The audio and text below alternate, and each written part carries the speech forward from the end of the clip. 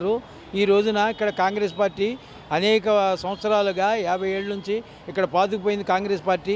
ఈ కాంగ్రెస్ పార్టీ అనేది ఇక్కడ ఈ విద్యా అధికుడు అయినటువంటి నవీన్ యాదవ్ గారు ఉండడం వల్ల ఒక మంచి నాయకత్వం వల్ల ఈ భవిష్యత్తులో ఇక్కడ ఉన్నటువంటి ప్రభుత్వంలో ఉన్నటువంటి పథకాలు కానీ ప్రభుత్వంలో ఉన్నటువంటి అవకాశాలు కానీ ఇక్కడ తెచ్చుకోవడానికి ఈ నాయకత్వ లక్షణాలు అనేది ఉపయోగపడుతున్నాయి. కాబట్టి మనందరం కూడా విశ్వసించి ఇక్కడ ఓట్లు అనేది ఈయన కాంగ్రెస్ పార్టీకి వేస్తే ఇక్కడ ఉన్న పథకాలన్నీ కూడా ఈ రోజున ప్రభుత్వం అనేది రేవంత్ రెడ్డి పథకాలు పెట్టారు కానీ ఎందుకు పనికిరాని పథకాలు తప్పితే ఏమన్నా పనికొచ్చే పథకాలని బీఆర్ఎస్ పార్టీ వాళ్ళు ఏంటి గురుకుల పాఠ వ్యవస్థని మొత్తం నాశనం చేశారు.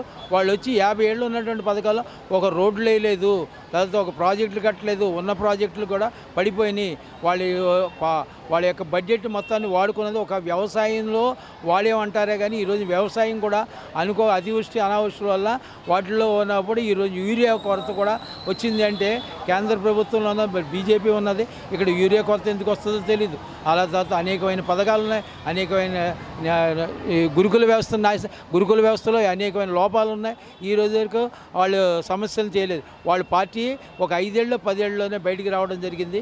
ఆ పార్టీలో కుమ్ములాట్లో బడ్జెట్ అలాట్మెంట్ జరిగిపోవడం, అవన్నీ పథకాలు పడిపోవడం జరిగింది.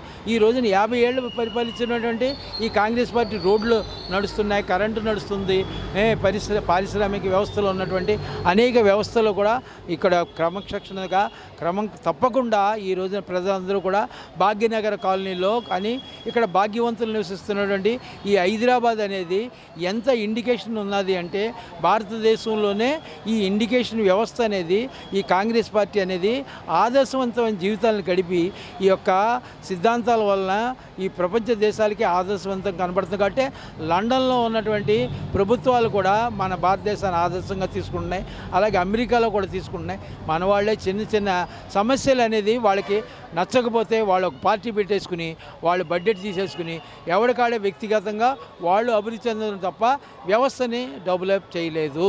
డెవలప్ చేసిందల్లా కాంగ్రెస్ పార్టీ ఓటే. అందుకే ఈ రోజున ఈ ఓటు వ్యవస్థ కానీ ఈ యొక్క జూబ్లీ చెక్ పోస్ట్ నియోజకవర్గం కానీ ఈ రోజున రేపొద్దున్న నెగ్గడానికి నవీన్ యాదవ్ గారికి ఎక్కువ అవకాశాలు ఉన్నాయి. కాబట్టి ఆయన బాగా చదువుకున్నాడు కాబట్టి ఇక్కడ నాయకత్వ లక్షణాలు ఉన్నటువంటి సీఎం గారు రేవంత్ రెడ్డి